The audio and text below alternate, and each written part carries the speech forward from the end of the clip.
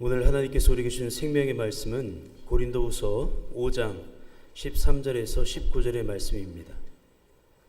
신약 291페이지 고린도후서 5장 13절에서 19절의 말씀입니다. 제가 봉독해 올리겠습니다. 우리가 만일 미쳤어도 하나님을 위한 것이요 정신이 온전하여도 너희를 위한 것이니 그리스도의 사랑이 우리를 강권하시는도다. 우리가 생각하건대 한 사람이 모든 사람을 대신하여 죽었은즉 모든 사람이 죽은 것이라. 그가 모든 사람을 대신하여 죽으심은 살아있는 자들로 하여금 다시는 그들 자신을 위하여 살지 않고 오직 그들을 대신하여 죽었다가 다시 살아나신 이를 위하여 살게 하려 함이라. 그러므로 우리가 이제부터는 어떤 사람도 육신을 따라 알지 아니하노라. 비록 우리가 그리스도도 육신을 따라 알았으나 이제부터는 그같이 알지 아니하노라. 그런즉 누구든지 그리스도 안에 있으면 새로운 피조물이라. 이전 것은 지나갔으니 보라 새 것이 되었도다.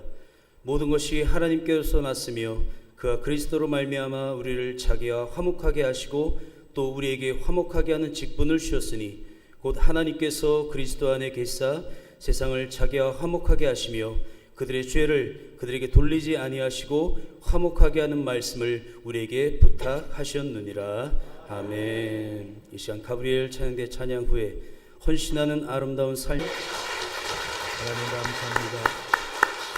기도하겠습니다. 좋으신 하나님, 귀한 주일을 맞아 하나님 앞에 예배 드리며 말씀 듣게 하시니 감사합니다. 이 시간 하나님의 말씀을 받아 마음에 새롭게 다짐하고 돌아보는 귀한 시간 되게 은혜 내려 주옵소서. 찬양과 연주 받으시니 감사합니다. 힘써 충성하는 저들에게 늘 하늘의 신령한 것으로 넘치는 복을 받는 사람 되게 도와주시옵소서. 이 시간 주의 성령이 각자 심령 가운데 주장하실 줄로 믿사오며 예수님 이름으로 기도하옵나이다. 아멘. 할렐루야. 하나님의 크신 복이 여러분 가정에 넘치길 바랍니다. 지난 27일에는요 부산 영화의 전당에서 유엔군 참전의 날 정전협정 70주년 기념식을 가졌습니다. 개막식에 영웅의 길이라는 이름으로 퍼레이드가 시작되면서 고령이 된 62명의 유엔 참전 용사들이 차례로 이름을 호명하면서 무대로 등단하게 됩니다. 도널드 레이드, 찰스 아모스, 드글라스 퍼거팅 등 이름을 부르면서 한 분 한 분 올라오시게 되는데 대통령이 직접 맞이하면서 대한민국의 자유민주주의를 수호하기 위해 참전한 22개 국가 용사들에게 감사의 뜻을 전한다라고 연설을 했습니다. 그리고 이분들이 부산에 있는 유엔군 묘지를 방문하였는데 세계 유일의 유엔군 묘지인 부산 유엔기념공원에는 유엔군 6.25 때 전몰한 병사 2320명의 유해가 안장되어 있는 곳입니다. 참전 용사들은 이곳에 방문해서 묘지를 만지며 눈물을 흘렸다고 신문은 전하고 있습니다. 여러분도 잘 아시지만 우리나라는 유엔군의 도움이 아니었으면 이미 공산화되어서 지금쯤 김정은 공산정권의 처하에서 고통받고 있지 않았겠는가 짐작해 봅니다. 지금처럼 마음껏 하나님을 섬기지 못하고 교회에 예배도 편하게 드리지 못하는 형편이 될 뻔했다라는 것입니다. 이런 점을 감안하여 볼 때 유엔군의 참전으로 그때 부산까지 밀려와서 북진하면서 잃었던 땅을 회복하게 된 것이 얼마나 큰 다행이고 감사한 일인지 모릅니다. 그러므로 우리는 이 나라를 지키기 위해서 전쟁의 희생으로 돌아가시거나 장례자가 된 한국 군과 함께 남의 나라에 와서 오직 자유를 수호하기 위해서 희생한 용사들과 그의 국가를 우리는 잊어서는 안 되겠다라는 것입니다. 이들의 희생이 있었기에 오늘날 선진국 대한민국이 있게 된 것입니다. 어제 신문에서는 드디어 한국이 전투장갑차인 레드백이 호주와 수출 계약이 성사되었다는 소식을 읽었습니다. 호주는 오랫동안 검토하고 실험을 한 결과 전차 강국인 독일을 제치고 우리나라 한화가 낙찰이 됐습니다. 현지 매체에 의하면 독일의 대표 방산 기업체인 링스가 우리나라보다 입찰가를 낮게 적어냈답니다. 그런데 성능 면에서 우리나라가 앞섰기 때문에 낙찰되었다고 전하고 있습니다. 이로 인해서 우리나라는 호주와 약 5조 2천억 원의 전차 수출 계약이 성사된 것입니다. 얼마나 흥분되고 귀한 일인지 모릅니다. 이미 우리나라는 자주포 K9을 비롯해서 경공격기인 FA-50과 K2 전차 등 약 15조 규모의 무기 수출을 성공시킨 바가 있기 때문에 세계에서는 앞으로 한국의 무기 산업에 많은 일이 일어날 것 같다라는 전망을 하고 있다는 것입니다. 여러분, 얼마나 대단한 일입니까? 6.25 때 우리나라는 소총 한 자로 만들지 못했습니다. 그래서 긴 M1이나 칼빈 소총으로 싸웠습니다. 그런데 북한은 소련제 탱크를 몰고 와서 침략한 것입니다. 이러한 대한민국이 지금은 첨단 무기를 수출하고 있습니다. 독일과 러시아와 중국보다 우리나라가 세계적으로 더 인정받고 있다는 것입니다. 이런 나라가 있기까지 6.25 때 이 나라를 빼앗기지 않고 싸워준 장병들이 얼마나 고맙고 감사한 일입니까? 제가 왜 이런 이야기를 하겠습니까? 지금의 북한을 보니 아찔해서 저절로 고개가 절레절레 흔들립니다. 우리가 유엔군의 도움이 아니었으면 어쩔 뻔했을까? 참 그분들의 희생이 얼마나 고맙고 가치 있는가라고 다시금 생각하게 됩니다. 지금 한국의 이 모든 것은 유엔군과 우리나라 군인들과 참전한 학도병들에 의해서 이루어낸 결과라고 생각이 됩니다. 그래서 무엇보다 이분들의 희생과 헌신이 참으로 가치 있고 귀하다. 이같이 헌신한다라는 것은 얼마나 가치 있는 건지 모릅니다. 헌신의 결과는 많은 것을 가져오게 하고 상상도 못할 축복을 만들어내기 때문에 그렇습니다. 그런 면에서 어떠한 분야이든지 헌신한다는 것은 아주 귀하고 아름다운 것입니다. 오늘 읽은 본문 말씀에서는 예수님의 사랑의 헌신을 이야기하고 있습니다. 14절에 그리스도의 사랑이 우리를 강권하시는도다. 우리가 생각하건대 한 사람이 모든 사람을 대신하여 죽었은즉 모든 사람이 죽은 것이라 라고 가르쳐주고 있습니다. 예수님의 희생으로 우리는 저주받은 옛사람이 죽고 영생을 얻은 새 사람인 새로운 피조물이 되었다라고 강조하고 있습니다. 우리가 이러한 영적인 축복을 받은 것은 바로 예수님의 겸손한 헌신적인 삶이 있었기 때문에 가능했다라는 겁니다. 주님이 자신을 드러내지 아니하시고 자신을 높이시려고 하지도 아니하시고 자신을 외롭고 고독하게 살아가시면서 헌신적으로 구원의 삶을 살아내셨고 최후 구원의 선자를 마시며 십자가를 지셨기 때문에 우리가 구원받고 하나님의 자녀가 된 것입니다. 오늘 본문에서 사도 바울은 이러한 주님의 헌신을 통해서 우리가 새로운 피조물이 되었다라고 깨우쳐주고 있습니다. 우리도 주님을 닮아서 자신을 높이는 삶을 살지 말고 겸손하게 헌신할 것을 권면하고 있습니다. 그래서 16절에 그러므로 우리가 이제부터는 어떤 사람도 육신을 따라 알지 아니하노라 라고 하십니다. 그리고는 주님이 헌신하여 우리와 화목한 관계를 이루어 주셨으니 우리도 주님에게서 헌신을 배워서 사람들과 화목해 하는 주인공이 되기를 바란다라는 내용입니다. 화목해 하는 직분을 주셨고 화목해 하는 부탁을 받았다라고 말씀하고 있습니다. 그러므로 우리도 주님의 헌신을 배워야 하겠습니다. 그리고 실천해야 되겠습니다. 헌신한 삶을 살아야 되겠습니다. 헌신은 놀라운 결과와 가치를 만들어내기 때문에 그렇습니다. 그렇다면 우리가 헌신한다라고 할 때에 어디에 누구에게 헌신해야 되나? 가장 현실적으로 첫째는요, 여러분 가정에 헌신하십시오. 당연한 것 아닙니까? 가정은 하나님이 세우신 것입니다.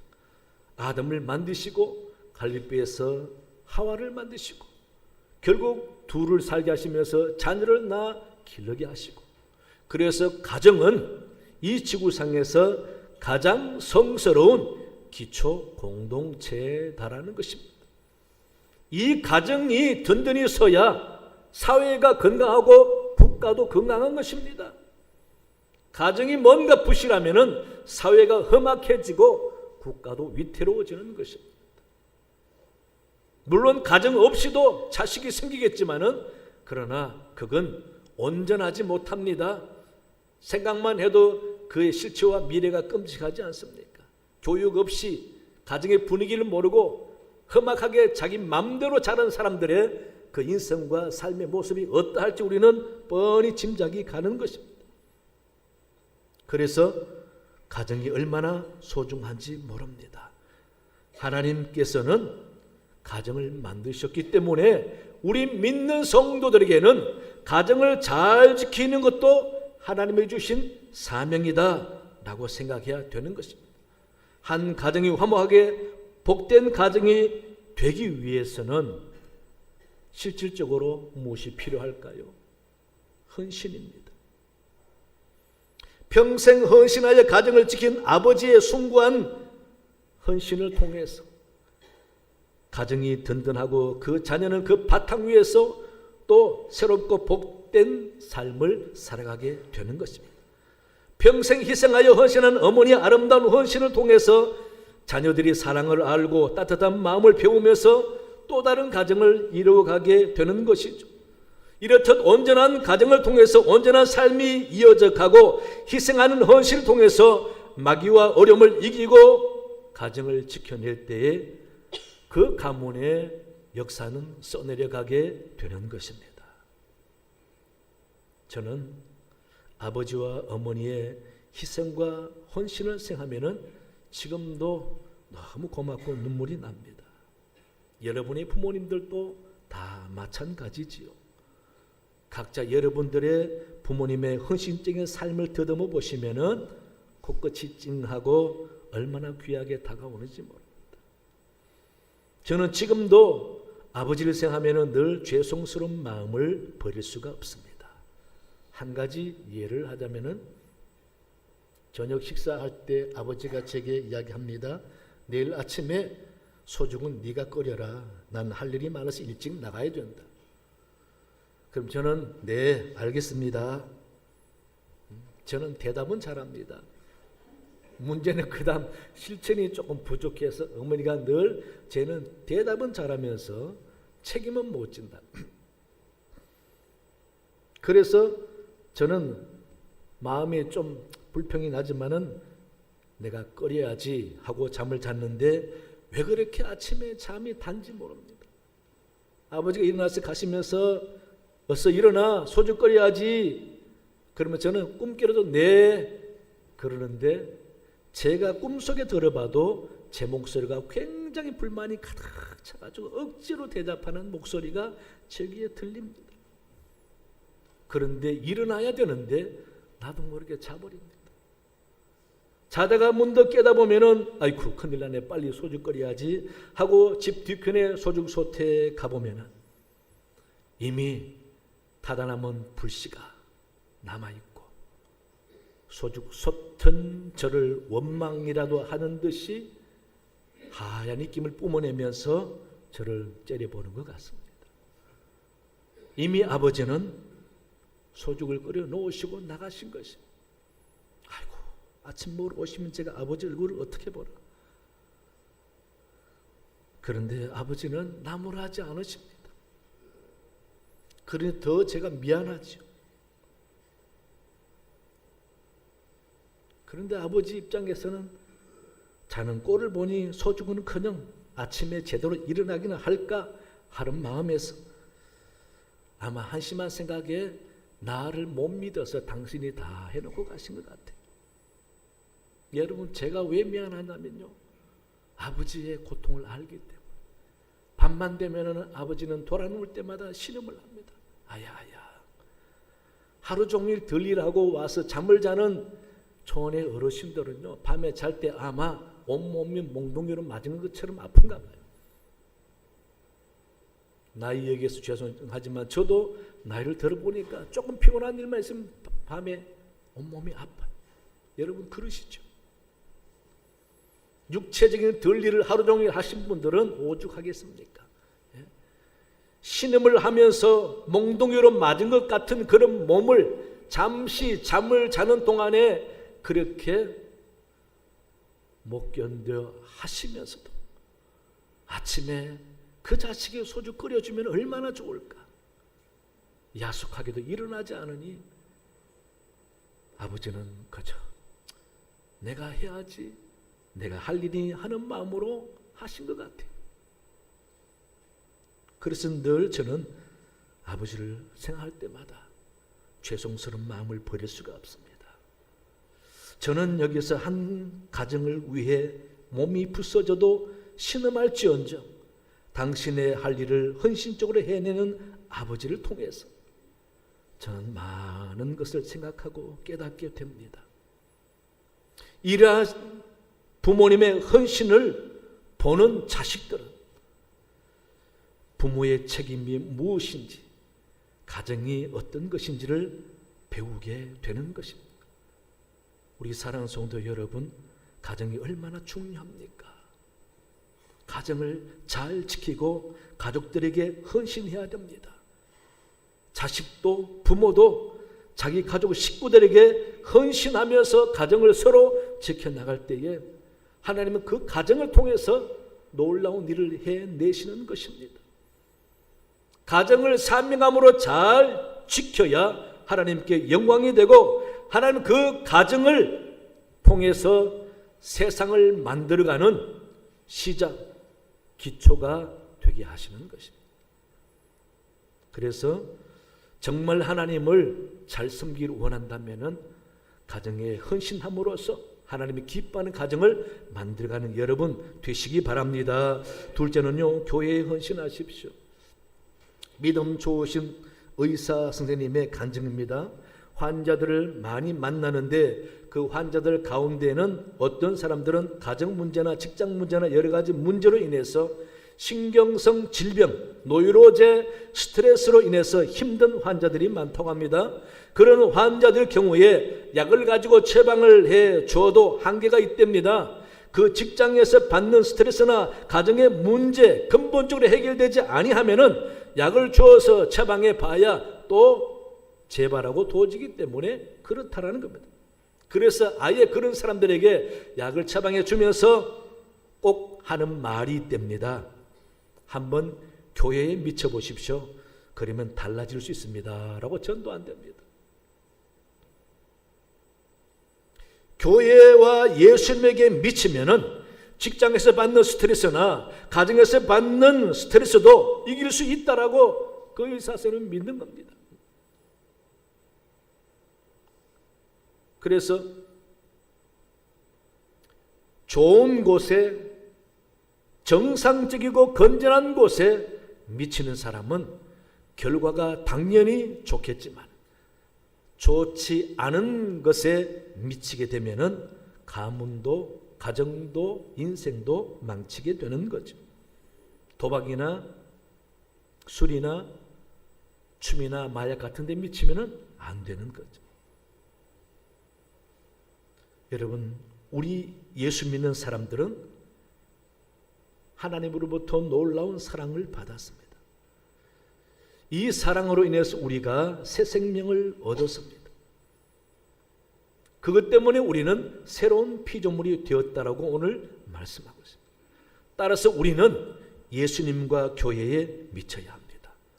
오늘 본문 13절 보시면은 우리가 만일 미쳐서도 하나님을 위한 것이요 정신이 온전하여도 너희를 위한 것이니 라고 말합니다. 사도 바울은 예수님과 교회에 미친 사람입니다. 미쳤다는 것은 헌신한다는 것입니다. 헌신하게 되면은 미치게 되는 거죠. 마니아란 말이 뭡니까? 그곳에 미친 사람들입니다.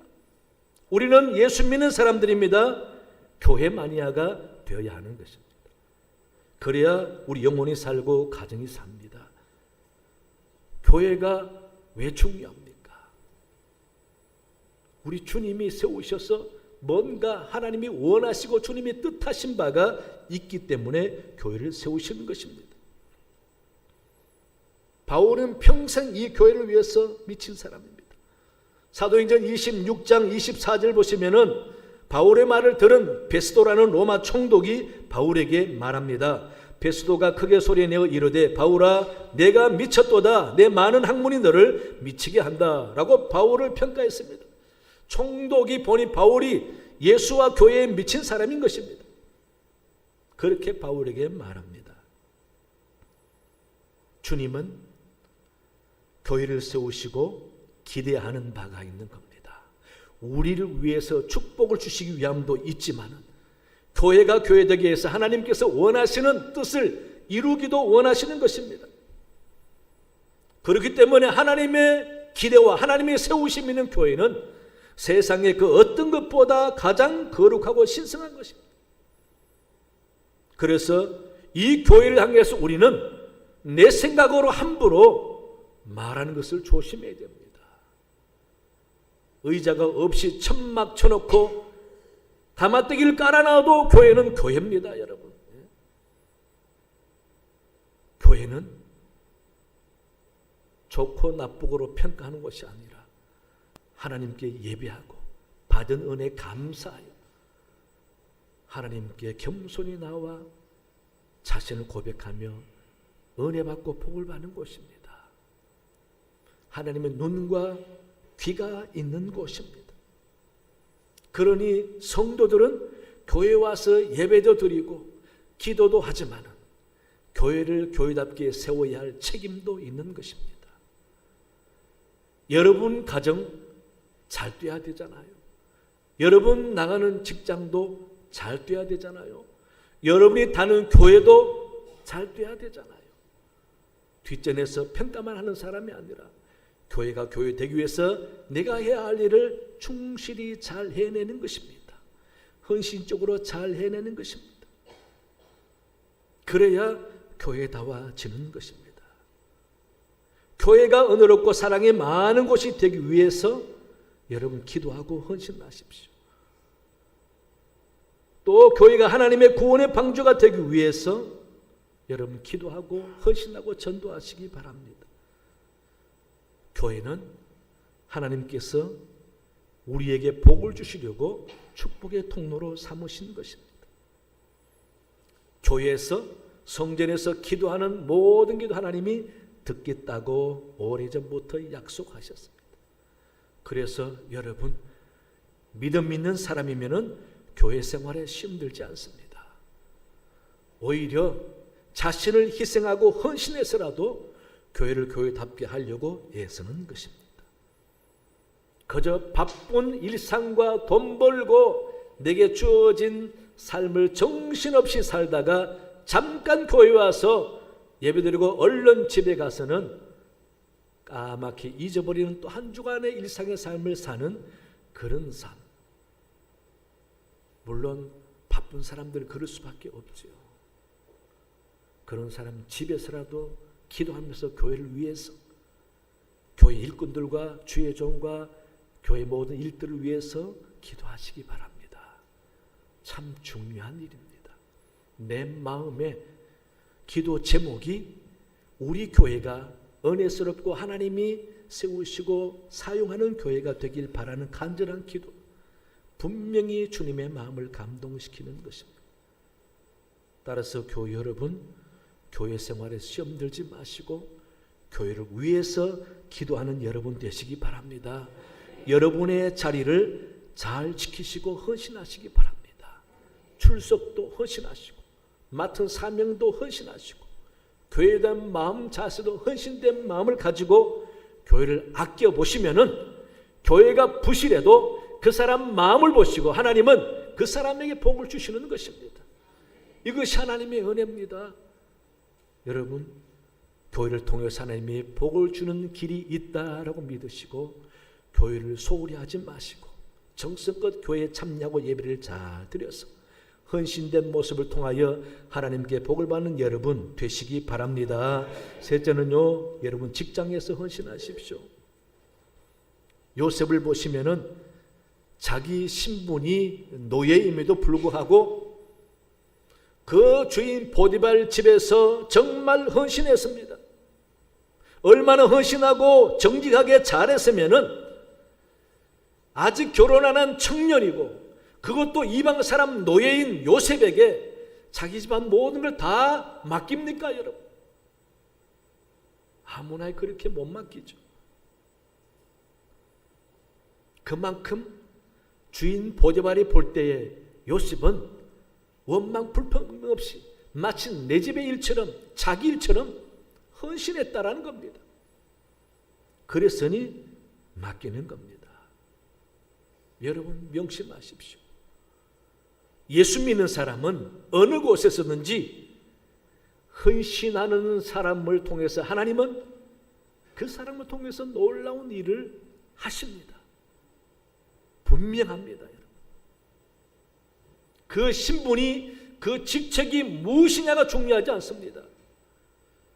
헌신하는 예수 믿는 사람을 통해서 하나님은 놀라운 일을 행해 가시는 것입니다. 다니엘 보시기 바랍니다.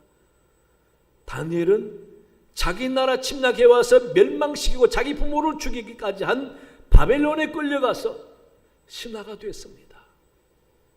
여러분, 정상적인 생각이면은 우리나라 멸망시키고 부모와 조상들을 죽인 이 바벨론 나라에 내가 왜 충성하냐?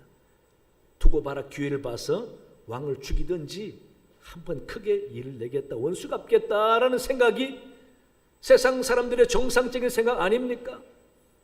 그러나 하나님의 자녀인 이 다니엘은 그 나라와 왕에게 충성합니다. 헌신합니다. 여러분, 그렇게 헌신하는 다니엘에게 하나님은 지혜를 주시고 도와주십니다. 여러분, 또 모함을 받아서 사자굴 속에 죽을 핍박을 받을 때 하나님은 살려주셔서 당신의 일을 하시는 겁니다. 하나님의 이름을 높이 떨치게 하시는 것입니다. 누구를 통해서? 자신의 주어진 삶에 헌신하는 다니엘을 통해서. 여러분, 아브라함의 종 엘리에셀이 있습니다. 이 사람은 아브라함을 위해서 그 가정에 얼마나 헌신했으면은 아브라함이 마음에 작정했어요. 하나님이 내게 자식을 주지 않으면은 내 모든 재산을 저 종 엘리에셀에게 상속으로 주겠노라. 하나님 앞에도 그렇게 말을 했어요. 그런데 이삭이 태어났습니다. 그 이삭의 아내를 찾기 위해서 먼 하란까지 가는 그 여정에도 이 엘리에셀은 10마리가 되는 낙타를 이끌고 최선을 다해서 헌신합니다. 헌신하면서 기도하는 이 엘리에셀을 하나님이 돕습니다. 도와서 쉽게 우물에서 그 처녀를 만나게 하는 겁니다. 여러분, 여기서 우리는 뭘 깨닫습니까? 노예든 신하든 어떤 위치에 있든지 하나님의 자녀면은 원망불평하지 아니하고 그 일에 헌신하여 최선을 다하면 하나님이 돕더라는 겁니다. 그래서 축복의 통로가 되게 합니다. 여러분, 이런 엘리에셀이 있기 때문에 아브라함이 부유하게 된 것입니다. 요셉이 있었기 때문에 보디발 집안이 잘 되는 것입니다. 우리 사랑 교회 여러분, 우리는 안 믿는 사람들과 다릅니다. 무엇이 다릅니까? 키가 다른 것도 아니고 지식과 능력이 다른 게 아닙니다. 우리 마음 자세가 다른 것입니다. 내게 주어진 곳 어느 곳에서나 내가 최선을 다해서 헌신하는 자세, 이게 중요합니다. 여러분, 직장에 몸담고 있는 여러분, 아니면 자기를 할지라도 헌신하시기 바랍니다. 원망 불평하지 마시기 바랍니다. 남들과 똑같이 불평하지 마시고 남들과 똑같이 따지거나 자신의 이익이나 권리를 밝히듯이 챙기고 매정하게 하지 마시기 바랍니다. 좀 손해보면 어떻습니까? 내가 더 일 더하면 어떻습니까? 정말 내 일처럼 헌신해 보시면은 그 결과를 통해서 하나님은 놀라운 일을 하시는 것입니다. 그래서 우리 믿는 사람은 이런 자세로 하나님의 자녀로서 거룩한 모습을 보여줘야 합니다. 하나님이 이런 우리의 삶을 통해서 당신이 영광 거두시고 대신 우리에게 큰 은혜와 복을 주시는 것입니다. 그래서 헌신이 아름다운 것입니다. 헌신하는 삶을 살면은 분명 외로울 때가 옵니다. 심지어 왕따 당할 때가 옵니다. 아무도 내 편이 없는 것 같은 고독함을 느낄 때도 있습니다. 그래도 포기하지 마시고 헌신해 보시기 바랍니다. 헌신하면은 반드시 주목하는 눈길이 많습니다. 하나님이 주목하실 거고 사람들이 주목합니다. 사람들의 주목은 대부분 질투와 시기의 눈길이기 때문에 나를 힘들게 합니다. 그래도 주어진 일에 헌신해 보시면 헌신의 결과 나쁜 결과가 와도 하나님께는 영광이 됩니다. 하나님은 그 헌신을 통해서 내가 어려운 고난과 불이익을 당하는 것을 하나님은 그냥 보시지 않습니다. 선하고 아름다운 일에 헌신하여 욕먹고 핍박받는 사람 하나님은 반드시 갚아줄 때가 있고 높여줄 날이 온다라는 것입니다. 우리 사랑교회 여러분, 우리 믿는 사람들은 무엇으로 안 믿는 사람과 다른 모습을 보여줄 수 있겠습니까? 바로 우리 마음 자세입니다. 헌신하는 삶이 얼마나 아름다운지 여러분 기억하시기 바랍니다. 매사에 헌신함으로써 여러분 누구에게나 결과적으로 참 귀한 사람으로 가치 있는 사람으로 기억되면서 우리 하나님께서 주목하여 보시면서 우리의 헌신된 삶을 통해서 놀라운 가치와 축복을 줄 수밖에 없는 그런 사람이 돼야 되겠습니다. 그런 헌신된 삶으로 아름다운 삶을 사시고 좋은 열매와 축복으로 영광 돌리는 여러분 되시기를 간절히 축원합니다. 하나님 아버지 감사합니다. 이 세상 얼마든지 대충 살아도 되지만은 하나님, 우리는 하나님의 거룩한 백성이기에 내게 주어진 삶을 성실히 헌신하며 살아야 되겠습니다. 그래서 내가 있는 곳에, 내가 머무는 곳에서 헌신하여 아름다운 삶을 살아낼 때에 하나님께서 우리의 삶을 통하여 놀라운 일을 해내시고 당신의 역사를 이루시며 영광 거두실 줄로 믿습니다. 우리 삶이 영광에 되는 주인공이 다 되도록 하나님 도와주시옵소서. 감사하며 예수님 이름으로 기도하옵나이다. 아멘.